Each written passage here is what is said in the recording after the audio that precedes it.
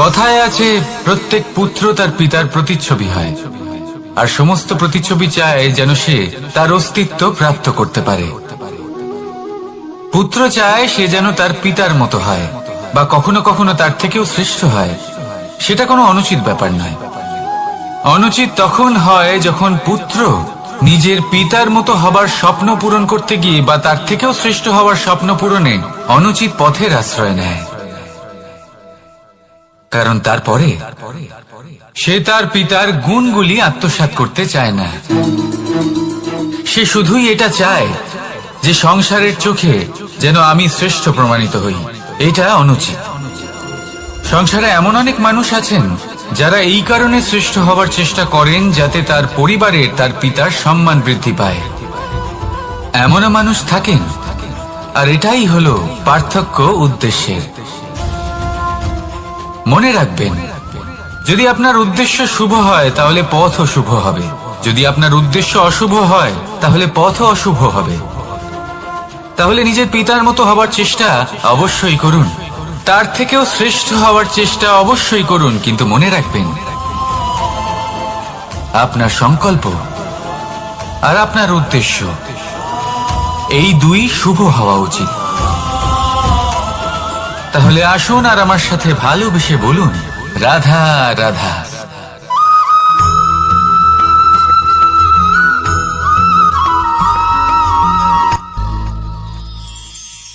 শিশিরের বিন্দু পাতার ওপর পড়ে আর তার গায়ে লেগে থাকে। পাতা তাকে শুষে নিতে পারে না, আর শেষ পর্যন্ত সে ঝরে পড়ে যায়। অন্যদিকে রয়েছে মেঘ এবং চাতক। এদের মধ্যে অনেক দূরত্ব থাকে। মেঘ থাকে আকাশে আর চাতক থাকে ধরিত্রীতে। কিন্তু যখন এই মেঘ থেকে বৃষ্টি ঝরে পড়ে, এই চাতক কিন্তু সেই জলই পান করে, নয়তো সে তৃষ্ণার্ত থেকে যায়। এবার অন্যদিকে দেখলাম শিশির বিন্দু আর পাতার এই সম্পর্ক। এরা খুব কাছাকাছি থাকে, ঘনিষ্ঠও থাকে। অন্যদিকে রয়েছে মেঘ এবং চাতকের সম্পর্ক, যাদের মধ্যে অনেক দূরত্ব থাকা সত্ত্বেও তারা খুব ঘনিষ্ঠ, তাই না? এই সারমর্ম খুব সরল। এই নৈকট্য, এই দূরত্ব, তা আপনার সম্পর্কে প্রভাব কিছুতেই ফেলতে পারে না। এই নৈকট্য, এই দূরত্ব, এইসব হলো শুধুমাত্র মনের ব্যাপার। কখনো আপনি অনুভব করেছেন আপনি কারোর থেকে অনেক অনেক দূরে আছেন, অনেক দূরে আছেন, তাও সেই ব্যক্তির প্রতি আপনি টান অনুভব করেন। সেখানে আপনি কারোর সাথে প্রত্যেক দিন অতিবাহিত করেন, সমস্ত জীবন অতিবাহিত করেন, সব থেকে বেশি সময় তার সাথে অতিবাহিত করেন, তাও তার প্রতি সেই টান অনুভব করেন না। এই সংকেত হলো মনের দূরত্বের। তাহলে মনের এই দূরত্ব দূর করুন আর আমার সাথে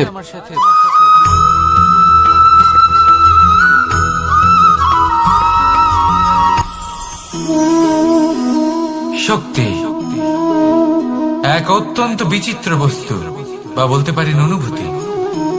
পিতা সবসময় চান যেন তিনি তার শক্তি পুত্রকে। আসুন আপনাকে সহজে বোঝাই। যদি আপনি সুপাত্র হন আর আপনাকে শক্তি দেওয়া হয়, তাহলে আপনি সেই শক্তির গুরুত্ব বুঝবেন, কোথায় সেই শক্তি প্রয়োগ করা উচিত সেটা বুঝবেন। আর এটা যেহেতু অর্জন করা শক্তি হবে, সেই শক্তির অপব্যবহার হবে না। কিন্তু যদি এই আপনি কুপাত্র হন আর যদি আপনাকে এই শক্তি দেওয়া হয়, তাহলে কি হবে? দেখতে গেলে এই শক্তি আপনি দান হিসেবে পেয়েছেন, তাই না আপনি এই শক্তির গুরুত্ব বুঝবেন আর না এর প্রয়োগ আপনি জানবেন। তার অপব্যবহার হওয়া সুনিশ্চিত। তাই যদি আপনি কোনো শক্তি অর্জন করতে চান, তাহলে আগে তার যোগ্য হয়ে উঠুন। পুত্র নয়, পাত্র হয়ে উঠুন। আর আমার সাথে ভালোবেসে বলুন, রাধা রাধা।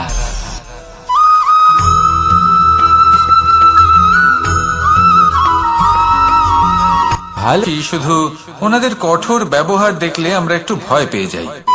এবার ওনাদের এই কঠোর ব্যবহার আমাদের ভালো না লাগলেও অত্যন্ত আবশ্যক, কারণ মাতার থেকে আমরা যে শক্তি লাভ করি তা যেন নিয়ন্ত্রণ হারিয়ে বিধ্বংসী না হয়ে ওঠে। আমরা যেন কোনো কুপথে না চলে যাই, আমরা কখনো যেন দোষ না করে ফেলি শুধু সেই জন্য পিতা এবং গুরু একটু কঠোর হয়ে ওঠেন, এবং ওনাদের এই কঠোর আচরণ ভবিষ্যতে গিয়ে আমরা অবশ্যই বুঝতে পারি। জীবনে কিছু বছর আমরা এগিয়ে যাই আর তারপর আমরা বুঝতে পারি যে বাবা এবং গুরু আমাদের যথেষ্ট ভালোবাসতেন, কিন্তু ওনাদের ভালোবাসার বহিঃপ্রকাশ আলাদা। প্রয়োজনীয় হলো এটা দেখার, এটা বোঝার যে শুরু থেকে আমাদের প্রতি ওনাদের আচরণ কেমন ছিল। ওনাদের কঠোর হওয়ার পেছনে ওনাদের ভালোবাসাটা বোঝার চেষ্টা করুন, ওনাদের চিন্তাটা বোঝার চেষ্টা করুন, ওনাদের পথপ্রদর্শনের আড়ালে আপনার ভবিষ্যতের জন্য যে পরিকল্পনা ওনারা করেছেন সেটা বোঝার চেষ্টা করুন। তখন আপনারা বুঝতে পারবেন ওনাদের ভালোবাসাকে। আপনার মনের মধ্যে আপনা থেকেই ওনাদের প্রতি সম্মান জেগে উঠবে। নিজের পিতা এবং নিজের গুরু এই দুজনের প্রতি কৃতজ্ঞতা প্রকাশ করুন আর আমার সাথে ভালোবেসে বলুন, রাধা রাধা।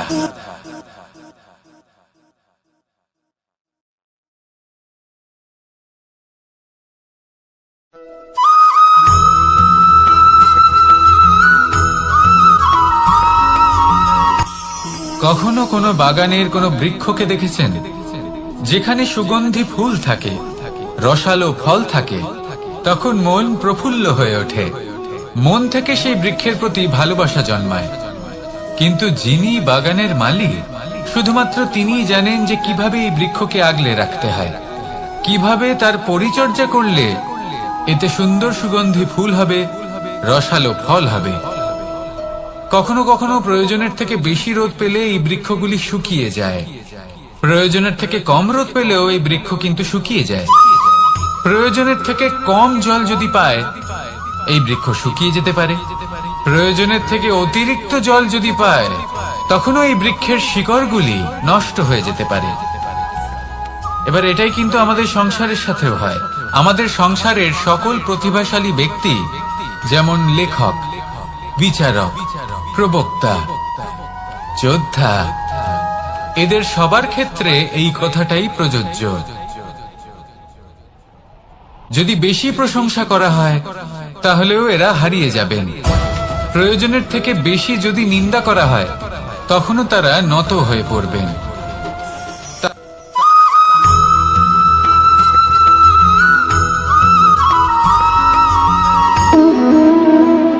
সম্পর্ক হলো আমাদের জীবনের একটি আধার। কিছু সম্পর্ক এমন যা আমরা জন্মসূত্রে লাভ করি, যেমন পরিবার, মা, বাবা। কিছু সম্পর্ক আছে যে আমরা জীবনে অর্জন করে থাকি, তা সে প্রেমের হোক, স্নেহের হোক বা বন্ধুত্বের। এই সকল সম্পর্ক লাভ করার বা গড়ে তোলার 5টি ধাপ রয়েছে। প্রথম ধাপ, কোনো ব্যক্তির সাথে আলাপ হওয়া, তার সাথে কথা বলা বা তাকে দেখা। দ্বিতীয় ধাপ, সে ব্যক্তিকে আমাদের ভালো লাগা। তৃতীয় ধাপ,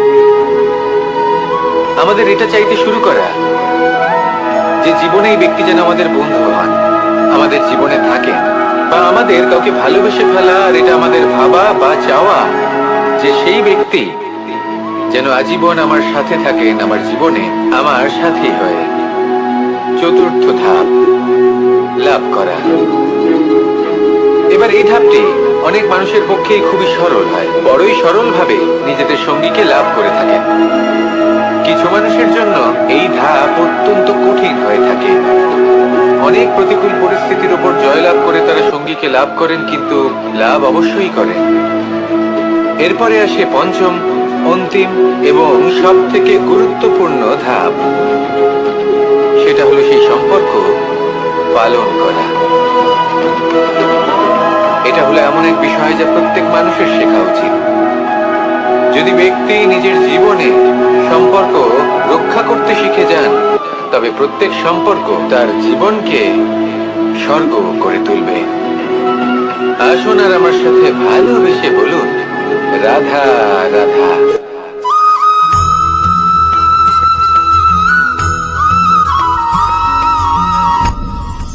আপনি কি কখনো কোনো জলের ধারা দেখেছেন? তার সামনে যতই মাটি থাকুক না কেন, যতই কাদা থাকুক না কেন, যখন এই জলের ধারা বইতে আরম্ভ করে দেয়, তাহলে নিজের মনের, নিজের ভাবনার, নিজের জীবনের যত অনাবশ্যক তত্ত্ব আছে, অনুপযোগী অংশ রয়েছে, অর্থাৎ অপরিষ্কার অংশ রয়েছে, তা নিজে থেকেই নির্মল হয়ে উঠবে। আর যেরকম জলের ধারা কখনো থেমে থাকে না, সব সময় বয়ে চলে, সেইভাবে আপনিও কখনোই থামবেন না। সবসময় বয়ে চলুন, এগোতে থাকুন।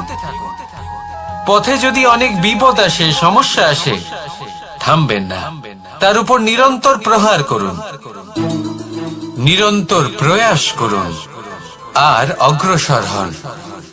আপনি ভেবে দেখুন, এই জলের ধারা কখনো থেমে থাকে না, সবসময় বয়ে চলে। বিপদের সম্মুখীন হয়ে তাকে সাথে বয়ে নিয়ে চলে। সেই জন্য জলের ধারা, প্রবাহমান এই ধারা, এর থেকে কখনো দুর্গন্ধ আসে না, এতে কখনো ময়লা জমতে পারে না, বরং পালিত হয় সুন্দর প্রাণবন্ত জীবজন্তু, যেমন সুন্দর ছোট মাছ। তাই আপনিও এটাই করুন, কখনো থামবেন না, শুধু চলতে থাকুন, জলের ধারার মতো বইতে থাকুন। আপনি আপনার লক্ষ্য অবশ্যই খুঁজে পাবেন, আর তার সাথে নিজের অন্তরের যে মালিন্য রয়েছে তা আপনি নিজেই নিজের থেকে দূরে করে দেবেন। তাহলে আসুন আর আমার সাথে ভালোবেসে বলুন, রাধা রাধা।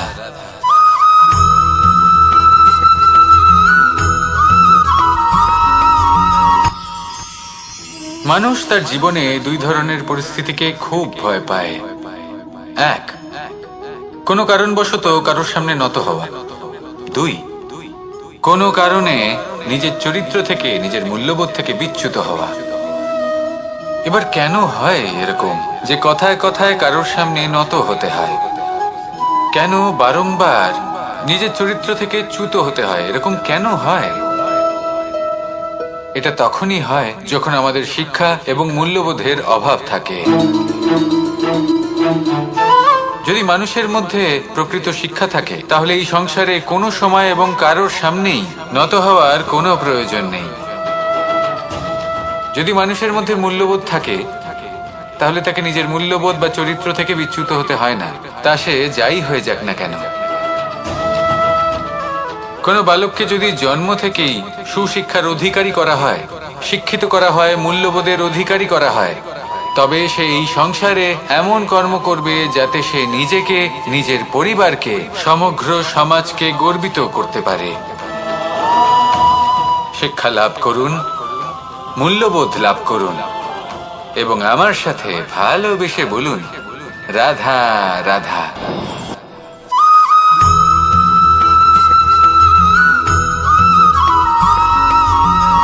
আপনি কখনো কোনো বাজকে নিজের বাসা বানাতে দেখেছেন? এই বাজ যখনই কোনো বাসা বানায়, তখন উঁচু গাছের ডালে বা কোনো পর্বতের শিখরে বাসা বানায়, অনেক উচ্চতায়, আর সেখানে তার সন্তানও জন্মগ্রহণ করে। যখন এই সন্তানেরা জন্মায়, তখন এই বাজ খুবই ভালোবেসে এবং খুব সাবধানে এদের পালন পোষণ করে। নিজের ঠোঁট দিয়ে তাদের ঠোঁটে খাবার পরিবেশন করে। কিন্তু যেই সেই সন্তানেরা হৃষ্টপুষ্ট হয়ে যায় এবং সেই কথা বাজ নিজে বুঝতে পেরে যায়, সেই বাজ নিজেই সেই বাসা ছিন্ন ভিন্ন করে দেয়। সেই সন্তান যাদের সবেমাত্র ডানা গজিয়েছে, কিভাবে উঠতে হয় তারা জানে না, সেই সন্তানগুলিকে উচ্চতা থেকে ঠেলে দেয়। সেই সন্তান প্রথমে ভয়ভীত হয়ে যায়। তারা সামনে মৃত্যুকে দেখতে পেয়ে ভয়ের কারণে তাদের ডানা ঝাপটাতে থাকে, আর সেই প্রক্রিয়াতেই সেই সন্তানগুলি উড়তে শুরু করে দেয়। এবার এই ঘটনায় আমরা কি শিক্ষা পেতে পারি? এটাই, যদি আপনি মাতা পিতা হন, তাহলে নিজের সন্তানকে অবশ্যই স্নেহ করুন, কিন্তু তাদেরকে নিজের আঁচলের তলায় বেঁধে রাখবেন না। যদি আপনি চান আপনার সন্তান জীবনে উন্নতি করুক, তাহলে নিজের মুঠো থেকে তাদের স্বতন্ত্র করে দিন, এই সংসারে সংঘর্ষ করতে দিন। সেই সন্তান নিজেই বুঝতে পারবে যে জন্মের সময় পাওয়া ডানা কি করে ব্যবহার করতে হয়। আর আপনার চোখের সামনে আপনার সন্তান এই আকাশে উড়তে থাকবে। তাহলে আসুন আমার সাথে ভালোবেসে বলুন, রাধা রাধা।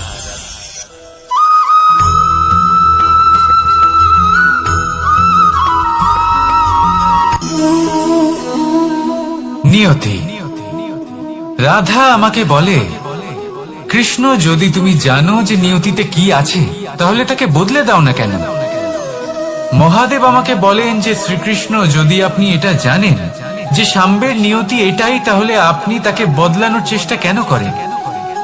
কেন? কারণ আমি একজন পিতা, আর পিতার কর্তব্য এটাই, তিনি যেন সম্ভাব্য সব চেষ্টা করেন নিজের সন্তানের মঙ্গলের জন্য।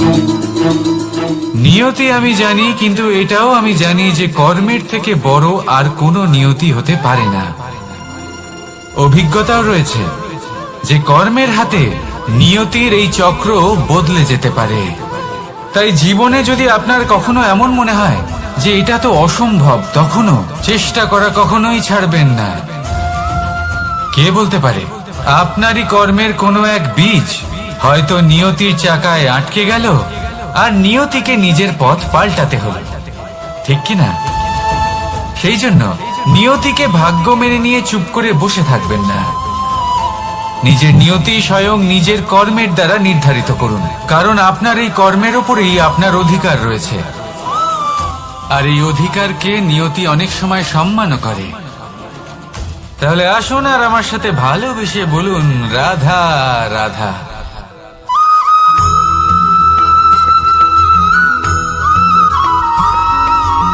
কখনো কখনো আমরা ভাবি যে কোনো ব্যক্তি যিনি ধর্মের পথে চলেছেন, যদি তার দ্বারা কোনো ভুল হয়ে থাকে, তাহলে নিয়তি তাকে সেই মুহূর্তেই কঠোর শাস্তি দেন। কিন্তু সেই সব মানুষ যারা সংসারের সব থেকে বড় অধর্মী, বহু নিকৃষ্ট মানের কাজ করেন, তাদের নিয়তি অনেক সুযোগ দেন। তাদের নিয়তি এরকম কঠোর প্রহার করেন না। এই ভাবনা কখনো না কখনো মনে আসেই। ভেবে দেখুন কেন? আসলে জীবনকে বেশিরভাগ মানুষ একভাবেই দেখে থাকেন, বিভিন্ন স্তরে একে দেখা উচিত।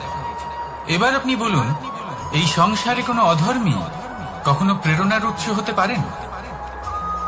কখনোই নয়। যে মানুষ নিজের আত্মাকে মলিন করে ফেলেছেন, তিনি এই সংসারকে কিভাবে প্রেরণা যোগাবেন? উনি নিজেই বুঝতে পারেন না কোনটা করা উচিত, ধর্ম কোনটা। তাই নিয়তি তাকে একটা সুযোগ দেন, এটা বোঝার সুযোগ দেন যে কোনটা উচিত, কোনটা ধর্ম। সুযোগ দেন নিজের বিবেক জাগিয়ে তোলার, তাকে সুযোগ দেন নিজের অন্তরাত্মার ডাক শোনার। যখন তাতেও কাজ হয় না, তখন নিয়তির কাছে একটাই পথ বাকি থাকে, আর তা হল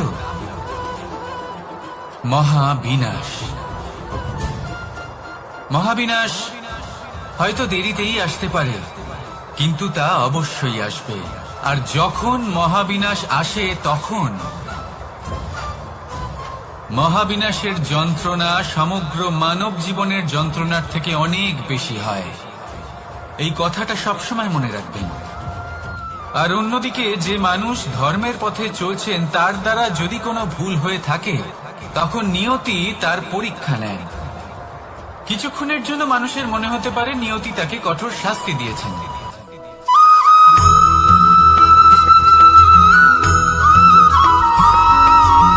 এই সংসারে কখনো কোনো ব্যক্তিকে তার বাইরের পোশাক দেখে বিচার করার চেষ্টা করবেন না। এটা খুব বড় ভুল করবেন। যেমন আমরা জীবনে অনেক সময় এমন করি। ধরুন কোথাও একটা গাছ দেখলাম, খুব বিশাল আকারের একটা গাছ, যেটা মাটির থেকে অনেক উঁচুতে পৌঁছে গেছে, যার বিশাল শাখা আছে। সেগুলো দেখে আমরা ভাবি যে এই গাছে হয়তো কত সুস্বাদু ফল আছে। আমরা সেই গাছের পরিচর্যা করতে থাকি। আবার অন্যদিকে হলো একটি তৃণ, যেটা মাটি থেকে কিছুটা উঁচুতে পৌঁছেছে, কিন্তু সেই তৃণর নিচে, মাটির নিচে অত্যন্ত সুস্বাদু ফল বা সবজি জন্ম নেয়, যা আমাদের স্বাস্থ্যের পক্ষে অত্যন্ত উপকারী। সেই জন্য কখনো আবরণ দেখে কাউকে বিচার করতে চেষ্টা করবেন না। তার বদলে এটা বোঝার চেষ্টা করুন যে আপনার সামনে যে ব্যক্তি আছে বা বস্তু আছে, তার বিশেষত্ব কি। যদি এই বিশেষত্ব বোঝার ক্ষমতা আপনি অর্জন করেন, যদি এই শিল্প আপনি নিজের ভেতরে জাগ্রত করেন, তাহলে এই সংসারে বিশেষত্ব কি সেটা আপনি জানতে পারবেন। আর এই সমস্ত খেলা দৃষ্টি থেকে নয়, দৃষ্টিভঙ্গি থেকে জন্ম নেয়। দৃষ্টিভঙ্গি সবসময় শুভ রাখুন, আর আমার সাথে ভালোবেসে বলুন, রাধা রাধা।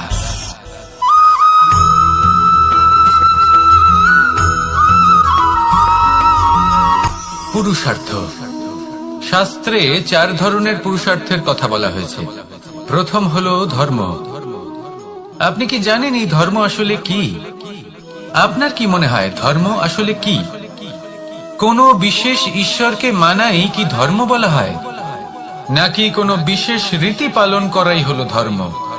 নাকি কোনো বিশেষ সাহিত্যকে সর্বশ্রেষ্ঠ মনে করাই হলো ধর্ম? না, ধর্ম হলো সেটা যাকে ধারণ করা যেতে পারে। আর ধারণ শুধু সেটাই করা যায় যা পবিত্র। পবিত্র শুধু তাকেই বলা হয় যা নিঃস্বার্থ, যার মধ্যে শাসন করার কোনো ইচ্ছে নেই, যা সরলভাবেই প্রবাহমান, জল এবং বায়ুর মতো। যখন কোনো ব্যক্তি ধর্মকে ধারণ করেন এবং সেই ধর্ম সেই ব্যক্তিকে রক্ষা করে, তখন তাকে ধর্ম বলা হয়।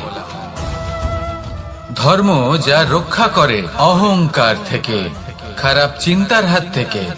সেই জন্য পুরুষার্থ গড়ে তোলার আগে, ধর্ম পালন করার আগে ধর্মের প্রকৃত অর্থ কি সেটা বুঝে নিন। এটা জেনে রাখুন যে সমস্ত ধর্মের আধার, সমস্ত ধর্মের ভিত শুধুমাত্র ভালোবাসা। আসুন আর এই ভালোবাসার সাথেই বলুন রাধা রাধা।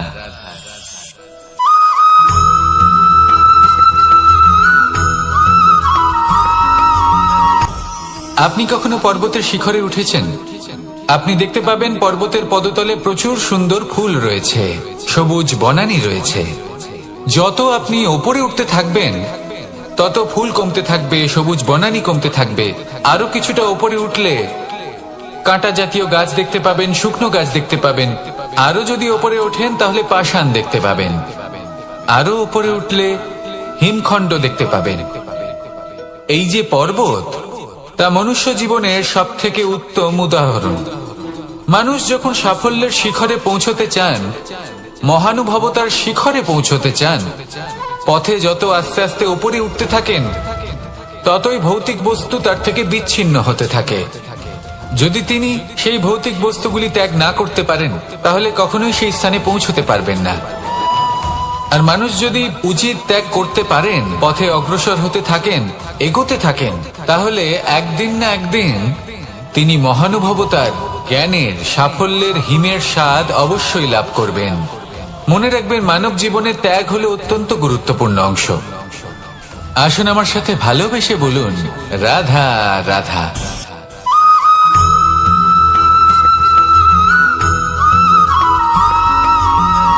কেউ বলে জীবন খুব ক্ষণস্থায়ী, কেউ বলে জীবন হলো একটা সুন্দর স্বপ্নের মতো, আবার কেউ বলবে জীবন হলো এক কঠোর সত্য।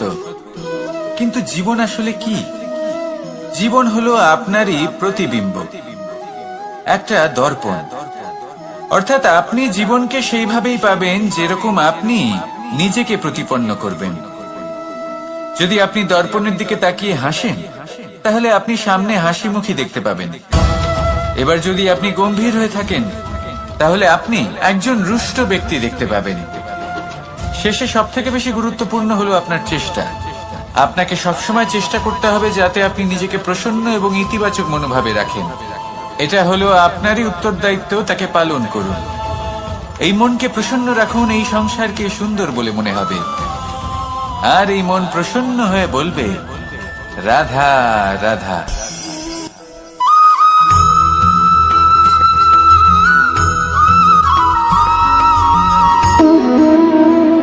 সম্পর্ক হলো আমাদের জীবনের একটি আধার।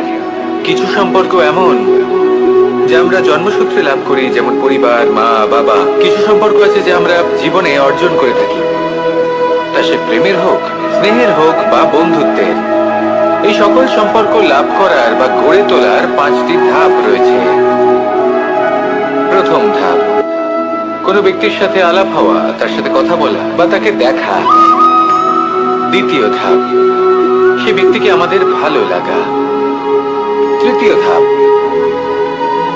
আমাদের এটা চাইতে শুরু করা যে জীবনে এই ব্যক্তি যেন আমাদের বন্ধু হন, আমাদের জীবনে থাকেন, বা আমাদের কাউকে ভালোবেসে ফেলা। আর এটা আমাদের ভাবা বা চাওয়া যে সেই ব্যক্তি যেন আজীবন আমার সাথে থাকেন, আমার জীবনে আমার সাথী হয়ে। চতুর্থ ধাপ, লাভ করা। এবার এই ধাপটি অনেক মানুষের পক্ষেই খুবই সরল হয়, বড়ই সরল ভাবে নিজেদের সঙ্গীকে লাভ করে থাকেন। কিছু মানুষের জন্য এই ধাপ অত্যন্ত কঠিন হয়ে থাকে। অনেক প্রতিকূল পরিস্থিতির উপর জয়লাভ করে তারা সঙ্গীকে লাভ করেন, কিন্তু লাভ অবশ্যই করেন। এরপরে আসে পঞ্চম, অন্তিম এবং সব থেকে গুরুত্বপূর্ণ ধাপ। সেটা হলো সেই সম্পর্ক পালন করা। এটা হলো এমন এক বিষয় যা প্রত্যেক মানুষের শেখা উচিত। যদি ব্যক্তি নিজের জীবনে সম্পর্ক রক্ষা করতে শিখে যান, তবে প্রত্যেক সম্পর্ক তার জীবনকে স্বর্গ করে তুলবে। আসুন আর আমার সাথে ভালোবেসে বলুন, রাধা রাধা।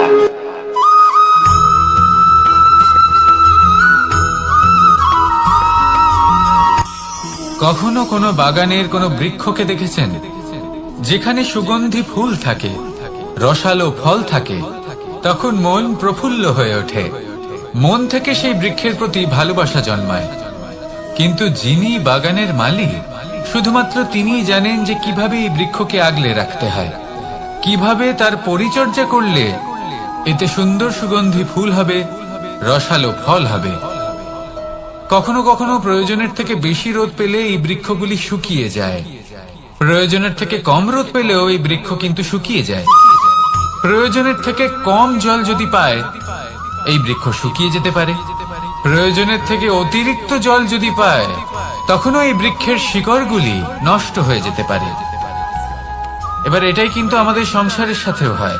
আমাদের সংসারের সকল প্রতিভাশালী ব্যক্তি, যেমন লেখক, বিচারক, প্রবক্তা, যোদ্ধা, এদের সবার ক্ষেত্রে এই কথাটাই প্রযোজ্য। যদি বেশি প্রশংসা করা হয়, তাহলেও এরা হারিয়ে যাবেন। প্রয়োজনের থেকে বেশি যদি নিন্দা করা হয়, তখনও তারা নত হয়ে পড়বেন।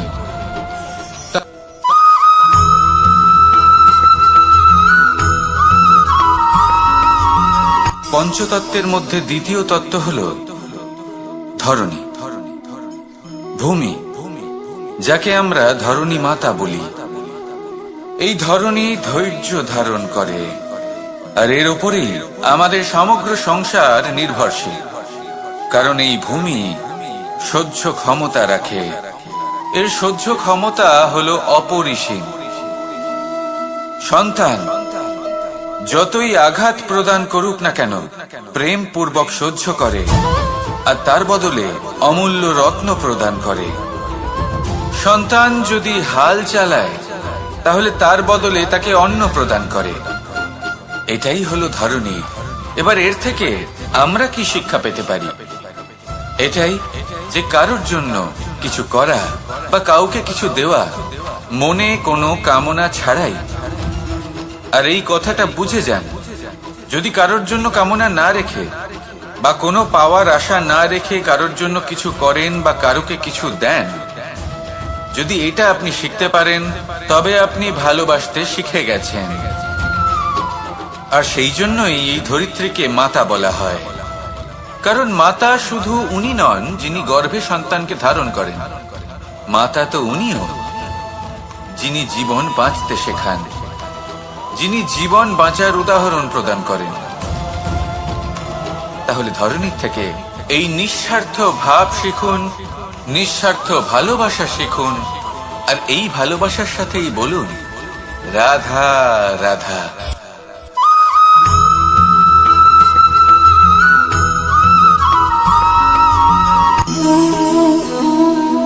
নিয়তি। রাধা আমাকে বলে, কৃষ্ণ, যদি তুমি জানো যে নিয়তিতে কি আছে, তাহলে তাকে বদলে দাও না কেন? মহাদেব আমাকে বলেন যে শ্রীকৃষ্ণ, যদি আপনি এটা জানেন যে সাম্বের নিয়তি এটাই, তাহলে আপনি তাকে বদলানোর চেষ্টা কেন করেন? কেন? কারণ আমি একজন পিতা, আর পিতার কর্তব্য এটাই, তিনি যেন সম্ভাব্য সব চেষ্টা করেন নিজের সন্তানের মঙ্গলের জন্য। নিয়তি আমি জানি, কিন্তু এটাও আমি জানি যে কর্মের থেকে বড় আর কোনো নিয়তি হতে পারে না। অভিজ্ঞতাও রয়েছে যে কর্মের হাতে নিয়তির এই চক্র বদলে যেতে পারে। তাই জীবনে যদি আপনার কখনো এমন মনে হয় যে এটা তো অসম্ভব, তখনও চেষ্টা করা কখনোই ছাড়বেন না। কে বলতে পারে আপনারই কর্মের কোনো এক বীজ হয়তো নিয়তির চাকায় আটকে গেল আর নিয়তিকে নিজের পথ পাল্টাতে হলো, ঠিক কি না? সেই জন্য নিয়তিকে ভাগ্য মেনে নিয়ে চুপ করে বসে থাকবেন না। নিজের নিয়তি স্বয়ং নিজের কর্মের দ্বারা নির্ধারিত করুন, কারণ আপনার এই কর্মের ওপরেই আপনার অধিকার রয়েছে। আর এই অধিকারকে নিয়তি অনেক সময় সম্মানও করে। তাহলে আসুন আর আমার সাথে ভালোবেসে বলুন, রাধা রাধা।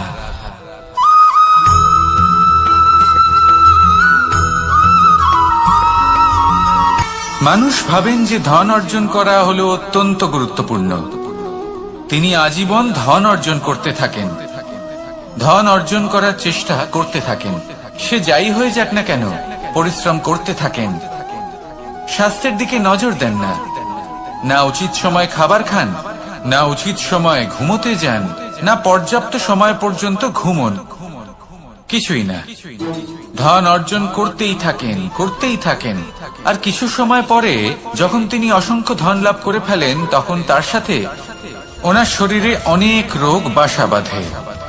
এইসব রোগের উপচার করতে করতে সেই সমস্ত ধন যা উনি অর্জন করেছেন তা তিনি ব্যয় করে ফেলেন। শেষ পর্যন্ত কি হয়? আমরা যেভাবে এসেছি ঠিক সেইভাবেই ফিরে যাই, ধন এখানেই থেকে যায়। দেখুন, একটা অত্যন্ত গুরুত্বপূর্ণ কথা রয়েছে যে আপনার বোঝা উচিত। এই যে ধন, তার ব্যবহার করুন জীবনকে আরো ভালো করে তোলার জন্য। ধনের সদ্ব্যবহার করা উচিত, এমন যেন না হয় এই ধন আপনাকে ভোগ করে ফেলে। এই জীবনকে নিশ্চিত রূপে আরো শ্রেষ্ঠ করে তুলুন। কিন্তু এই ধন অর্জন করার এই প্রক্রিয়াতে নিজের সারা জীবনকে নষ্ট করে ফেলবেন না। এই জীবন উপভোগ করতে শিখুন আর আমার সাথে ভালোবেসে বলুন, রাধা রাধা।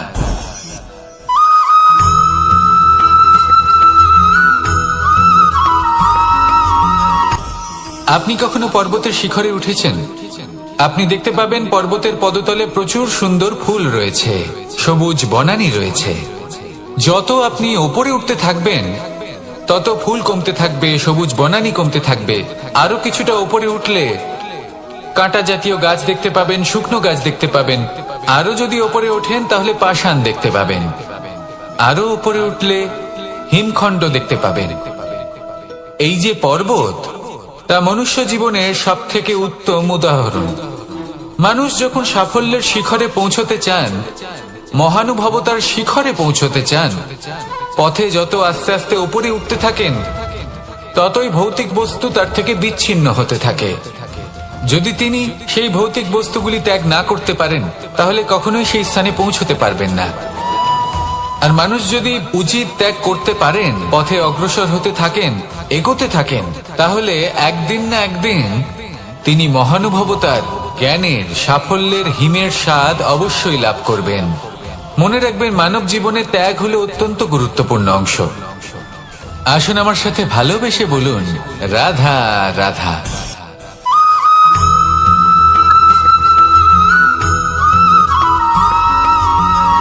কেউ বলে জীবন খুব ক্ষণস্থায়ী, কেউ বলে জীবন হলো একটা সুন্দর স্বপ্নের মতো, আবার কেউ বলবে জীবন হলো এক কঠোর সত্য। কিন্তু জীবন আসলে কি?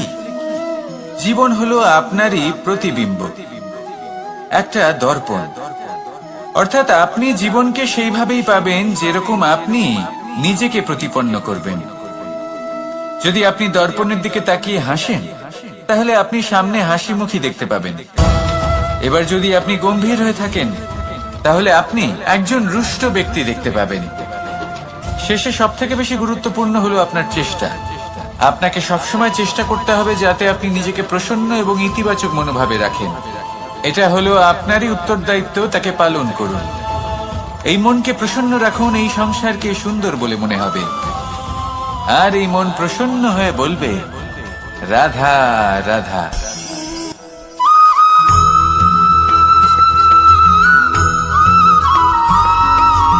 আমাদের শরীর প্রকৃতির সর্বশ্রেষ্ঠ রচনা। যে অঙ্গ প্রত্যঙ্গ আমরা লাভ করেছি প্রত্যেকটির মধ্যে একটি নিজস্ব বার্তা রয়েছে। একটু ভেবে দেখুন, দুটি চোখ দিয়েছে দেখার জন্য, দুটি কান দিয়েছে শোনার জন্য, নাসিকাও আছে দুটি, দুটি হাত দিয়েছে দ্বিগুণ পরিশ্রম করার জন্য। কিন্তু জীব শুধুমাত্র একটি। তার উপরেও তীক্ষ্ণ বলিষ্ঠ দাঁত দিয়েছে তার রক্ষার জন্য। কখনো ভেবে দেখেছেন কেন?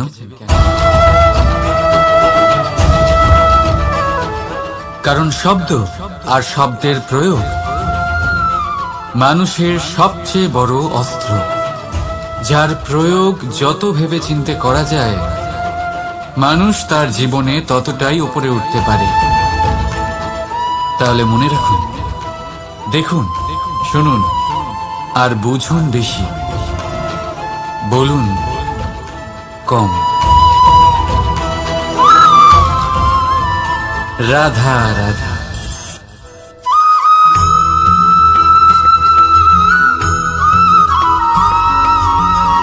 জীবন কিসের উপর নির্ভরশীল? ধনের উপর? বৈভবের অনুভব যদি আপনি করতে চান তাহলে তা পাবেন শুধু একতার দ্বারা, সংগঠনের দ্বারা। যদি আপনাকে উদাহরণ দিই, নিজের এই হাতটাকে দেখুন, 5টা আঙুল রয়েছে। কোনো একটা বস্তুকে নিজের একটা আঙুল দ্বারা তুলে ধরার চেষ্টা করে দেখুন, বড়ই কষ্ট হবে। তখন আপনি বুঝতে পারবেন যখন এই 5টি আঙুল একত্রিত হয় তখন কোনো কাজ কতটা সহজ হতে পারে। এটাই হলো শক্তি, একতার। সব থেকে ভালো উদাহরণ যদি আপনাকে দিই তাহলে বাঁশি। এই বাঁশি থেকে অত্যন্ত মধুর সুর নির্গত হয় যা সবার মন প্রসন্ন করে দেয়। এই কথা সত্যি। কিন্তু এই বাঁশি আমি একটা বা দুটো আঙুল দিয়ে বাজাতে পারবো না। আমাকে প্রত্যেকটা আঙুল ব্যবহার করতেই হবে, তবেই এর থেকে মধুর সুর নির্গত হবে যা সকলকে প্রসন্ন করবে। ঠিক কিনা? ঠিক এইভাবেই যদি আপনি চান যে আপনার জীবনরূপী বাঁশি থেকেও মধুর সুর নির্গত হোক বা সবার মনকে প্রসন্ন করে তুলুক, তাহলে আপনাকেও জীবনে একতা নিয়ে আসতেই হবে। আপনি একাও কর্ম করতে পারেন, পথ চলতেও পারেন, সামনেও এগোতে পারেন, সাফল্যও লাভ করতে পারেন। কিন্তু যখন সকলে একসাথে এগোবেন, সেই পথে চলবেন, সেই কর্মই করবেন, তখন লক্ষ্যে অবশ্যই পৌঁছবেন, সাফল্য অবশ্যই লাভ করবেন। কিন্তু সেই সাফল্য এবং তার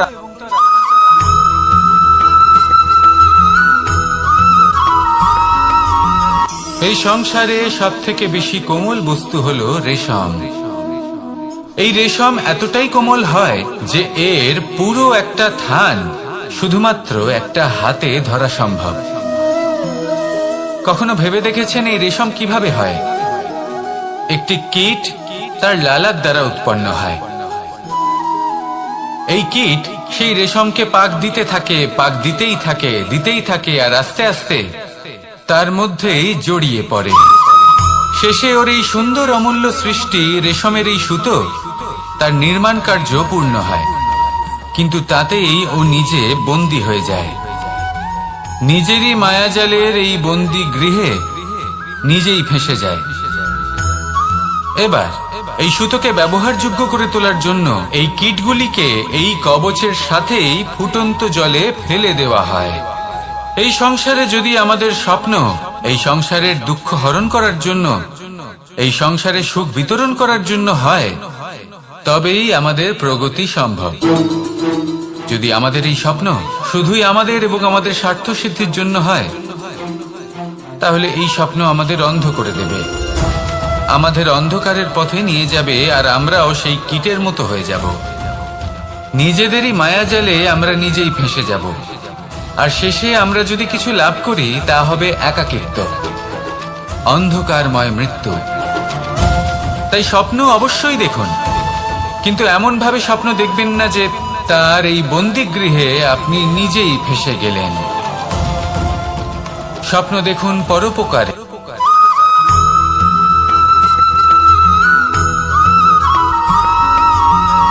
মানুষের মানসিকতা এমন হয় যে সে যতটা করে আশা করে যে তার থেকে অনেক বেশি তার বদলে সে পাবে। দেখুন, সবকিছুই আপনার ভাবনা চিন্তার উপর নির্ভর করছে।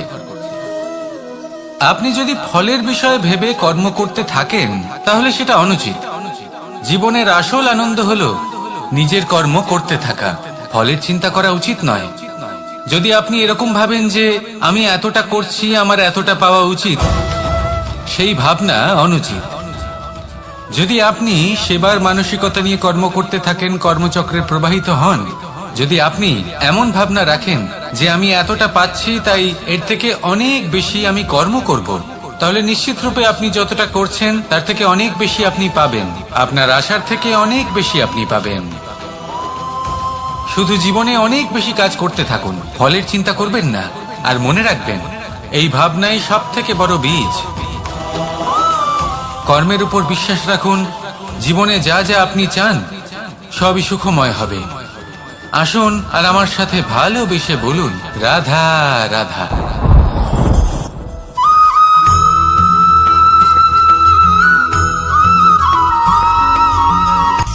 সূচের শেষে একটি ছিদ্র থাকে যার দ্বারা আমরা এই সুতো পরাতে পারি, আর তারপর সূচের সাহায্যে এই সুতো দিয়ে বস্ত্র সেলাই করা যায়। কিন্তু যদি সুতোটা সোজা করে ধরা না হয় তাহলে সূচে কখনো এই সুতো পরানোই সম্ভব নয়। যদি এতে কোনো গিঁট পড়ে তখন তা কখনোই এই ছিদ্র দ্বারা প্রবেশ করা সম্ভব নয়। ঠিক এইভাবেই যদি আপনি কারোর জীবনে প্রবেশ করতে চান, কারোর অন্তরে প্রবেশ করতে চান, তাহলে আপনাকেও সহজ থাকতে হবে। এতে কোনো গিঁট থাকলে চলবে না, অর্থাৎ মনে যাতে কোনো মালিন্য না থাকে, যেন কোনো কুচিন্তা না থাকে। যদি এসব থাকে তাহলে আপনি কখনো কারোর জীবনে প্রবেশ করতে পারবেন না। আর যদি কোনোভাবে আপনি প্রবেশ করেও যান তাহলে তার মনে ঘর করতে পারবেন না। নিজেকে এই সুতোর মতন করে তুলুন, সহজ। মনে যেন কোনো কুচিন্তা না থাকে, সবার প্রতি যেন সদ্ভাবনা থাকে, শুভ চিন্তা থাকে। এমনটা করতে থাকুন। এমন একটা দিন আসবে যেদিন এই সমস্ত সংসারের ব্যক্তির মনে আপনি বাস করবেন, আর তখন এই মন প্রসন্ন হয়ে বলবে, রাধা রাধা। আপনার কি মনে হয় আমি কি করছি? আপনি বলবেন আমি প্রদীপ জ্বালাচ্ছি। সঠিক, কিন্তু প্রশ্ন হচ্ছে যে আমি কি আপনাকে বলেছি যে একে প্রদীপ বলা হয়? না। এই প্রদীপ কি নিজেই নিজের পরিচয় আপনাকে দিয়েছে? না। তাহলে আপনি কি করে জানলেন যে একে প্রদীপ বলা হয়? উত্তর হচ্ছে প্রকাশ, যে স্বয়ং জ্বলে অন্ধকারের মধ্যে সংসারকে পথ দেখায়, সেটাই প্রদীপ। যা নিরাশার মাঝে আশার আলো প্রদর্শন করে, সেটাই প্রদীপ। অপর দিকে আছে সাপ, যাকে না দেখেও তার ফনার আওয়াজ শুনেই লোকে ভয় পেয়ে যায়। তার মানে ব্যক্তির পরিচয় তার কর্মের দ্বারা পাওয়া যায়। তাই আপনার এটা বলার প্রয়োজন নেই যে আপনার পরিচয় কি। এটা আপনার কর্মই নিশ্চিত করবে যে লোকে আপনাকে প্রদীপ ভেবে ভালোবাসবে নাকি সাপ ভেবে ভীত হয়ে থাকবে। রাধা রাধা। মাকড়সারা ভীষণ পরিশ্রম করে এটা তৈরি করে, নিজের শরীরের রস দিয়ে এই জাল বনে। আপনি কি এটার উদ্দেশ্য জানেন? আসলে মাকড়সা এই জালে ছোট কীটপতঙ্গ ধরে তাদেরকে খাদ্যরূপে গ্রহণ করে। কিন্তু আপনি কি এই কথা জানেন যে একদিন মাকড়সা নিজেই নিজের জালে জড়িয়ে মৃত্যুবরণ করে থাকে? বলুন, কি করেন আপনি এই জাল দেখতে পেলে? দেখতে পেলেই মুছে ফেলেন এর অস্তিত্ব, তাই না?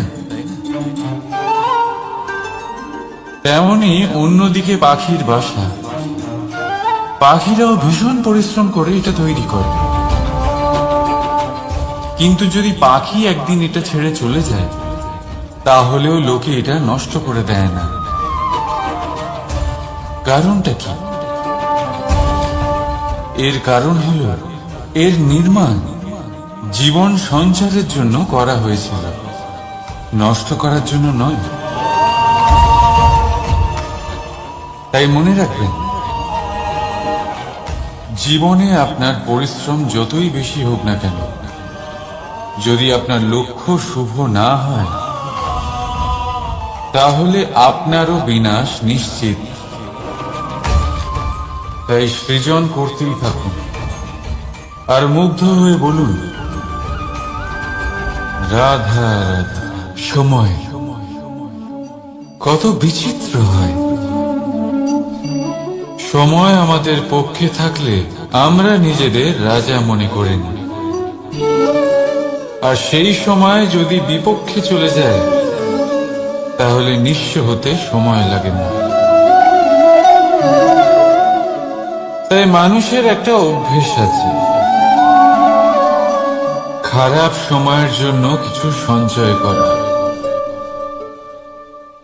আত্মীয়, বন্ধু খারাপ সময় পাশ থেকে সরে যায়।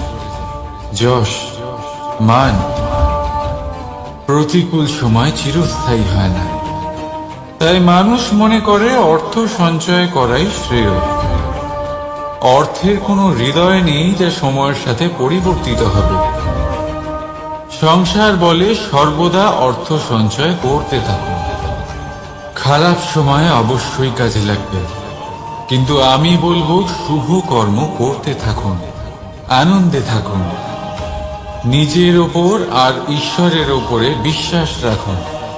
খারাপ সময় কখনো আসবেই না। রাধা রাধা। প্রকৃতি মানুষকে এক বিশেষ শক্তি দিয়েছে, অন্য জীবের থেকে বেশি শক্তি দিয়েছে। স্মরণ শক্তি। এই শক্তি মানুষকে অন্য জীবের থেকে ভিন্ন করে, ইতিহাস রচনা করার প্রেরণা দেয়, জ্ঞানকে বংশানুক্রমে এগিয়েও নিয়ে যায়। আর যারা ভুলে যান, অধিকাংশ সময় তারা উপহাস আর দয়ার পাত্র হয়ে যান। কিন্তু এটাই কি প্রকৃত রূপে সত্য? না। এই স্মরণ শক্তি মানুষের বিকাশের সব থেকে বড় বাধা হয়ে দাঁড়ায়। তার মনকে দূষিত করে দেয়। খারাপ অভিজ্ঞতা, কারোর করা বিশ্বাসঘাতকতা, কারোর কটাক্ষ বেশিরভাগ মানুষই ভুলতে পারেন না, আর তারপর প্রতিশোধ নিতে উদ্যত হন। প্রথমে সময় নষ্ট করেন প্রতিশোধের প্রস্তুতিতে, আর তারপর সময় নষ্ট করেন প্রতিশোধ নেওয়ার সুযোগ খুঁজতে।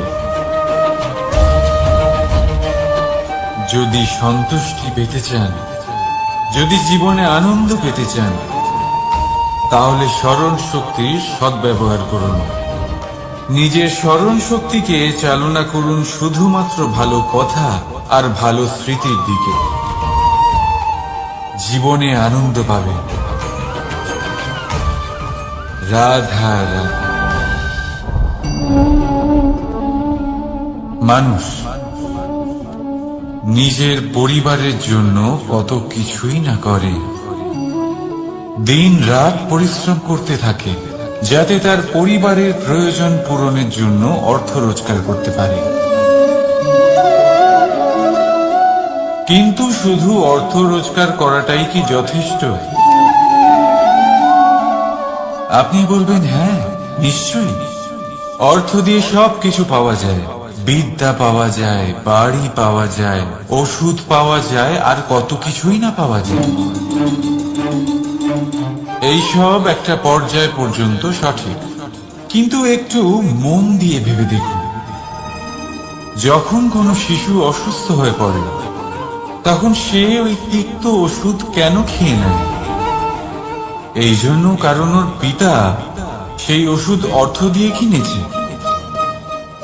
না, বরং এই জন্য কারণ তার পিতা যে তার সামনে দাঁড়িয়ে তার উপরে তার বিশ্বাস আছে। বিশ্বাস আছে যে উনি তার কিছু হতে দেবেন না। এই বিশ্বাস, এই সংস্কার, এই শিক্ষা কখনো অর্থ দিয়ে পাওয়া যায় না। এটা পাওয়া যায় সেই সময় থেকে যা মাতা পিতা তাদের সন্তানের সাথে কাটিয়েছেন। তাই জীবনে অর্থ অবশ্যই উপার্জন করুন, কিন্তু নিজের পরিবারকেও সময় দিন, আনন্দ পাবেন। রাধা রাধা। বিরোধিতা এমন এক শব্দ যা শুনে আমরা সবাই ভয় পেতে থাকি। যদি কেউ আমাদের বিরোধিতা করে তা আমাদের সহ্য হয় না। আমরাও কারোর বিরোধিতা করে কোনো শত্রুতা করতে চাই না। এই ধরনের ভাবনা আমাদের মনে আসতেই থাকে। কিন্তু বিরোধিতা এই শব্দ আপনার শান্তির জন্য, আপনার সুখের জন্য কতটা গুরুত্বপূর্ণ তা আপনারা জানেন না। তাই যদি কাল এসে কেউ আপনার বিরোধিতা করে, তখন সবার আগে নিজেকে যাচাই করুন। আপনি কি ভুল করেছেন? আপনার দোষ কি? নিজের মধ্যে কি ত্রুটি আছে সেটা বোঝার চেষ্টা করুন। নিজেকে সংশোধন করার চেষ্টা করুন, তারপর দেখুন বিরোধিতার এই আগুন আপনাকে স্বর্ণ থেকে কুন্দন বানিয়ে তুলবে। বলা হয় এই সংসারে খারাপ বেড়েই চলেছে, কিন্তু তার কারণ এ নয় যে খারাপ মানুষ বেড়ে চলেছে। তার কারণ হলো যে ভালো মানুষ, যাদের ভালো চিন্তা, ভালো বিচারধারা আছে, তারা খারাপের বিরোধিতা করতে পারে না। যদি আপনার সম্মুখে কোনো খারাপ কর্ম হয়, তাহলে তার বিরোধিতা করতে সংকোচ করবেন না, কারণ বিরোধিতার এই আগুন মন্দকে পিছুপা হতে অবশ্যই বাধ্য করে। রাধা রাধা। বিশ্বাস, জীবনে বিশ্বাস কতটা গুরুত্বপূর্ণ। একজন স্ত্রী তার স্বামীর হাত ধরে যে কোনো জায়গায় যেতে পারে, এর কারণ হলো বিশ্বাস। তার নিজের স্বামীর ওপরে বিশ্বাস আছে। যখন একজন মা তার ছোট বাচ্চাকে কোলে তুলে হাওয়ায় ওঠায়, তখন সেই বাচ্চা ভয়ভীত হয়ে যায় না। তার কারণ হলো বিশ্বাস। তার বিশ্বাস আছে যে তার মা তার কিচ্ছু হতে দেবে না। এক বৈদ্যের দেওয়া ঔষধ সন্তান কিছু না বুঝে শুনেই খেয়ে ফেলে। সেই বৈদ্যের জ্ঞানের বিষয়ে তার কোনো ধারণাই থাকে না। শুধু নিজের পিতার উপরে বিশ্বাস আছে যে তার পিতা তাকে খারাপ কিছুই দেবে না। যখন এই সংসারের প্রতিটা বন্ধন বিশ্বাসের উপরে দাঁড়িয়ে আছে, তাহলে কেন এই বিশ্বাসকে আমরা জীবনে আনতে পারি না? আপনি নিজেই দেখুন, এই বিশ্বাস নিজের জীবনে এনে দেখুন, সবকিছু আরো সুন্দর হয়ে যাবে। তাই ভালোবেসে বলুন রাধা রাধা।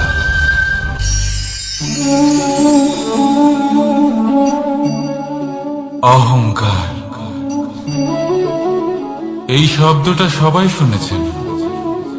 বহু মানুষকে আপনি এটা বলতে শুনেছেন যে ওই ব্যক্তির অহংকার আছে, ওই মানুষটির ক্ষমতার অহংকার আছে, ওই ব্যক্তির নিজের রূপ নিয়ে অহংকার আছে, ওই ব্যক্তির নিজের অর্থের অহংকার আছে, ইত্যাদি ইত্যাদি।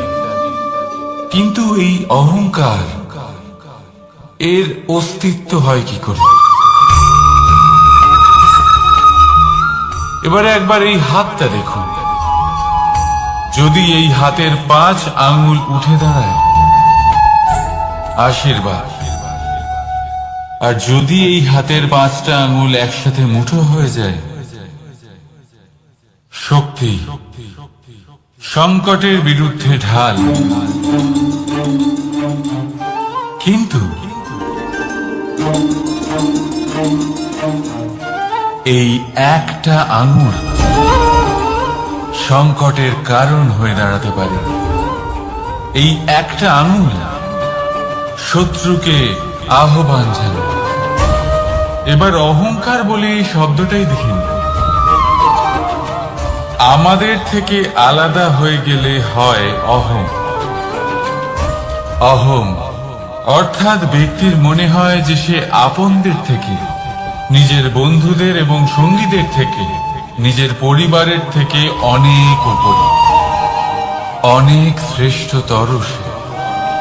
কিন্তু মনে রাখবেন, এই অহংকার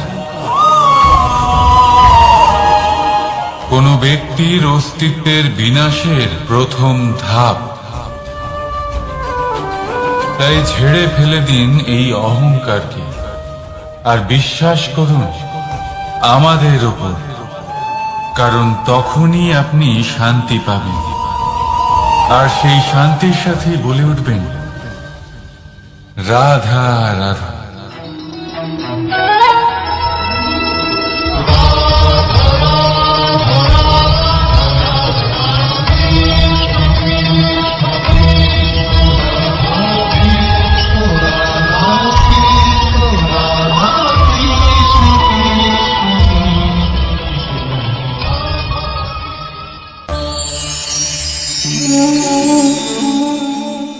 সাফল্য। যদি আপনাকে জীবনে সাফল্য পেতে হয়, তাহলে আপনি একাধিক মানুষ পাবেন যারা একাধিক উপায় বলবে আপনাকে সাফল্য পাওয়ার। দীর্ঘ সময় ধরে পরিশ্রম, চেষ্টা, নির্ধারণ, নিষ্ঠা এই বিষয়ে ভাষণ দিতে থাকবেন। একাধিক রকমের উদাহরণ আপনার সামনে তুলে ধরবেন। কিন্তু আমার এটা মনে হয়, আমরা কেন সেই বিষয়ে কথা বলি না যা মানুষকে অসফল করে তোলে? শুধু দুটো ব্যাপার অসফল হওয়া নিশ্চিত করে। শুধু 2 ধরনের মানুষ বেশিরভাগ অসফল হয়। প্রথম তারা যারা ভাবে অনেক কিছু কিন্তু কিছুই করে না। আর দ্বিতীয় তারা যারা অনেক কিছু করতে থাকে কিন্তু ভাবনা চিন্তা না করে। ভাবনা আর কর্ম, এদের মাঝে সামঞ্জস্য রাখা খুব জরুরি। যদি এটা থাকে, তাহলে জীবনে কখনো অসফল হবেন না। রাধা রাধা। আপনি অনেককে এই কথা নিশ্চয়ই বলতে শুনেছেন, এই ব্যক্তির দৃষ্টিতে দম্ভ আছে, এই ব্যক্তির চোখের উপর অহংকারের পর্দা পড়ে আছে, ইত্যাদি ইত্যাদি। চলুন আমি আপনাকে একটা প্রশ্ন করছি। আপনি দেখেন কি দিয়ে? দৃষ্টি দিয়ে নাকি দৃষ্টিভঙ্গির সাহায্যে? ভাবুন। চিন্তায় পড়ে গেলেন নিশ্চয়ই। দৃষ্টি যে কোনো বস্তুর বা যে কোনো মানুষের শুধু বাইরের রূপটা দেখায়, যেখানে দৃষ্টিভঙ্গি আপনাকে সোজা আসল পরিচয়ের সাথে সাক্ষাৎ করায়। উদাহরণ হিসেবে চন্দ্র। চন্দ্র আমরা সবাই দেখেছি। বহু মানুষ আছেন যাদের চন্দ্র অত্যন্ত সুন্দর লাগে। আবার কিছু মানুষ এমনও আছেন যারা এই চন্দ্রের মধ্যেই দাগ খুঁজে বার করেন। এই হলো দৃষ্টিভঙ্গি। যদি নিজের দৃষ্টিভঙ্গিতে প্রেম রাখেন, ভালোবাসা রাখেন, সম্ভ্রম রাখেন, তাহলে তার বদলে আপনিও প্রেম আর সম্মান অবশ্যই পাবেন। এবারে দেখুন, যে জল দিয়ে ঈশ্বরের মূর্তি ধোয়া হয় তাকে চরণামৃত বলা হয়। এটার কারণ দৃষ্টিভঙ্গি। এখন আপনি পাথরকে ভগবান ভেবে পুজো করবেন, নাকি ভগবানকে পাথর ভেবে পরিত্যাগ করবেন? সিদ্ধান্ত আপনার, কিন্তু এই সিদ্ধান্ত নির্ভর করে আপনার দৃষ্টিভঙ্গির ওপর। তাই নিজের দৃষ্টিভঙ্গি শুভ রাখুন, নিজের দৃষ্টিভঙ্গিতে ভালোবাসা রাখুন, আর আনন্দে বলুন রাধা রাধা। বড় বড় রাজমহলে বড় বড় ইমারতের চূড়া কত সুন্দর হয়, কিন্তু আপনি কি কখনো এই বিষয়ে ভেবেছেন যে এই সুন্দর চূড়ায় পৌঁছতে গেলে আপনাকে পৃথিবীতে পা ফেলতেই হবে? সেই সুন্দর চূড়ায় পৌঁছে দীপ্তি পাওয়ার জন্য আপনাকে একটা কঠিন পথ অবলম্বন করতেই হবে। যদি আপনি কোনো কঠিন পথে না গিয়ে এই পৃথিবীর সাহায্য ছাড়াই শুধু উচ্চতার দিকে অগ্রসর হতে থাকেন, তাহলে সর্বদা অসফল হবেন। সেই জন্য নিজের স্বপ্ন পূরণের এই যাত্রাতে নিজের পথ কখনোই হারাবেন না, নিজের পথ থেকে সরবেন না। যদি এমন করেন তাহলে তো আপনার স্বপ্ন পূরণ হবেই না, তার সাথে আপনি নিজের পথও হারাবেন। রাধা রাধা। কৌতুক অর্থাৎ হাসি, এটা জীবনে কতটা গুরুত্বপূর্ণ। আমরা সর্বদাই হাসতে চাই, আমরা সর্বদা অন্যের মুখে এই হাসি দেখতে চাই। কিন্তু এই কৌতুক অনেক প্রকারের হয়, আর এই কৌতুকের ভিত্তি কি সেটাও খুব গুরুত্বপূর্ণ। কৌতুক কেবল তখনই পাবেন যখন তা শুদ্ধ মন থেকে আসবে। কৌতুক তখনই পাবেন যখন তার সামনের জনকেও হাসিয়ে তার কষ্ট হরণ করবে। এবারে যদি কৌতুক হিংসার থেকে বেরোয়, তখন তা কটাক্ষ হয়ে যায়, সামনের মানুষের মনে আঘাত করে। তারপরে সে তৈরি থাকে যে কখন আপনার উপরে আবার প্রহার করতে পারবে। তাই যদি হাস্য কাউকে ছোট করার জন্য হয়, তা হাস্য নয়, উপহাস হয়ে যায়।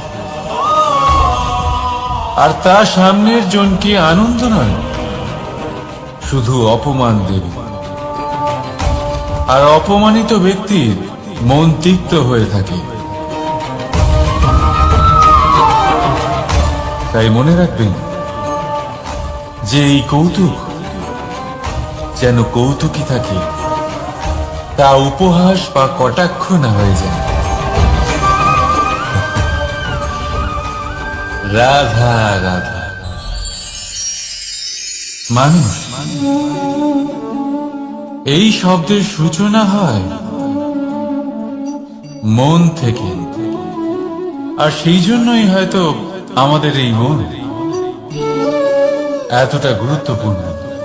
এবারে দেখুন না, আমাদের মনই সবকিছু চালনা করে। মনই সেই যে কল্পনা করে, মনই সেই যা কল্পনাকে বাস্তবে পরিণত করার জন্য পরিশ্রম করতে আমাদের প্রেরণা যোগায়। মনই সেই যা লোভের জালে জড়িয়ে পড়ে। মনই সেই যা অভিমানের পর্দা দিয়ে ঢেকে যায়। আর এই মনই সেই যা আপনাকে বিনাশের দিকে টেনে নিয়ে যেতে পারে। কিন্তু যদি তা পরোপকার করার ইন্ধন পায়, তাহলে এমন কোনো মহান কাজ নেই যা আপনি করতে পারবেন না। কিন্তু এই মন এই মন কি? মানুষ একটা অত্যন্ত শ্রেষ্ঠ কর্ম করতে পারেন, সেটা হলো ভুলে যেতে পারা। আর সেটা বরদানের চেয়ে কম কিছু নয়। মানুষকে যখন কোনো কারণে নিজের প্রিয়জনদের থেকে দূরে যেতে হয়, তখন মনে দুঃখ জাগ্রত হয়। তিনি সেই দুঃখকে ভুলতে পারেন। কখনো কোনো সম্পর্ক থেকে যদি দুঃখ পেয়ে থাকেন, তখন সেই দুঃখকে ভুলতে পারেন। কিন্তু এই সংসারের প্রত্যেক আবেগ, প্রত্যেক বস্তু ভুলে যাওয়া উচিত নয়। বিশেষ করে আমাদের প্রিয়জন, আমাদের পরিবারের সদস্য যখন এই সংসার থেকে ওনারা চলে যান, তখন যে সৎকর্ম ওনারা করেছেন, যে প্রেরণা ওনারা আমাদের প্রদান করেছেন, কখনো ভুলে যাওয়া উচিত নয়। যখন আপনি কোনো উঁচু স্থানে পৌঁছে যান, আপনি সাফল্য লাভ করেন, তখন সেই সকল বন্ধুদের ভোলা উচিত নয় যারা আপনার সাথে আরম্ভ থেকে ছিল, যারা সব সময় আপনাকে সাহায্য করেছে। আর সবথেকে গুরুত্বপূর্ণ কথা, আপনার বয়স যতই বৃদ্ধি পাক না কেন, মাতা পিতাকে কখনো ভুলবেন না। আপনি যতই বড় হন না কেন, আপনি তাদের সন্তানই থাকবেন। অভিজ্ঞতার দিক থেকে ওনাদের থেকে ছোটই থাকবেন। তাই সবসময় নিজের মাতা পিতাকে নিজের সাথে রাখুন, কখনো তাদের ভুলবেন না। সেই সকল ব্যক্তিদের ভুলে যাবেন না যারা দুঃখের দিনে আপনার সাথে ছিল, তবেই জীবনে সুখ পাবেন। আসুন আর আমার সাথে ভালোবেসে বলুন, রাধা রাধা। এই আমার অনেকগুলো নাম আছে, আর তাদের মধ্যে একটি হলো যুদ্ধ বিমুখ। এই কথা আপনারা সবাই জানেন। দাদাও আমাকে বলেছেন যে তুমি এরকম কিভাবে যুদ্ধক্ষেত্র থেকে মুখ ঘুরিয়ে পালাতে পারো কানাই। দেখুন, যেটা সময়ের দাবি ছিল আমি সেটাই করেছি।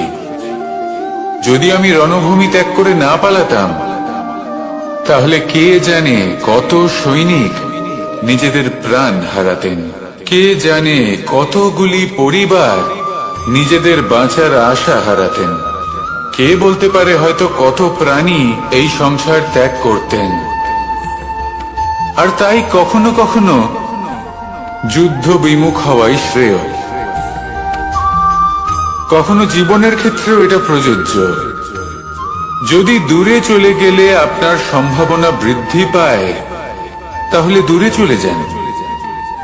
দূরে চলে যান সেই সকল ব্যক্তিদের থেকে যারা কথায় কথায় আপনাকে অপমান করেন, আপনার নিন্দা করেন, আপনাকে বাধা দেওয়ার চেষ্টা করেন, আপনাকে ছোট করেন। কারণ তাদের সাথে থেকে, সেই সকল ব্যক্তিদের সাথে থাকলে যারা আপনার মূল্য বোঝেন না, আপনি নিজের আত্মসম্মান, নিজের আত্মবিশ্বাস, নিজের ব্যক্তিত্বকে নত করে ফেলবেন। দূরে চলে যান সেই সকল সংঘর্ষ থেকে, সেই সকল পরিস্থিতি থেকে যাদের সম্মুখীন হয়ে আপনি কোনো পরিণামেই পৌঁছতে পারবেন না। যদি আপনি এইভাবে যুদ্ধ বিমুখ হয়ে উঠতে পারেন, যদি এই প্রবৃত্তি আপনি নিজের মধ্যে জাগ্রত করতে পারেন, তাহলে আপনার সামনে সেই যুদ্ধ চলে আসবে যাতে বিজয় লাভ করে আপনি নিজের অস্তিত্ব খুঁজে পাবেন। আর সেটাই হলো সবথেকে বড় জয়লাভ। আসুন আমার সাথে ভালোবেসে বলুন, রাধা রাধা। এই সংসারের একটা নিয়ম আছে, বা বলতে পারেন লোকে তাই বলে, যে শক্তিশালী হয় সে শক্তিহীনকে নত করে দেয়। এমনটাই হয়, তাই না? আবশ্যক নয়। কখনো কখনো এমনও হয় একজন অসমর্থ ব্যক্তি সমর্থ ব্যক্তিকে নত করে দেন। এটা সম্ভব, এও হতে পারে। আর এটা তখন হতে পারে যখন তার মধ্যে ভালোবাসার শক্তি থাকে। ভালোবাসার শক্তি এই সংসারে সবথেকে বড় শক্তি হয়। এই ভালোবাসার শক্তি দ্বারাই নির্ধন সুদামা আমাকে দিয়ে নিজের পা ধুইয়ে নিল, কিছু না বলেই, কিছু না চেয়েই। এই কর্মের আধার ছিল শুধুমাত্র ভালোবাসা। খুব শক্তিশালী হয় এই ভালোবাসা। ভালোবাসার শক্তি দ্বারাই আপনি হিমালয় পর্বতকে নত করতে পারেন, তাহলে কি অসম্ভব হতে পারে? এই ভালোবাসার শক্তির সঞ্চার করুন, আর এই ভালোবাসার সাথেই বলুন রাধা রাধা। মানুষের জীবনে স্বচ্ছতার একটা আলাদা গুরুত্ব আছে।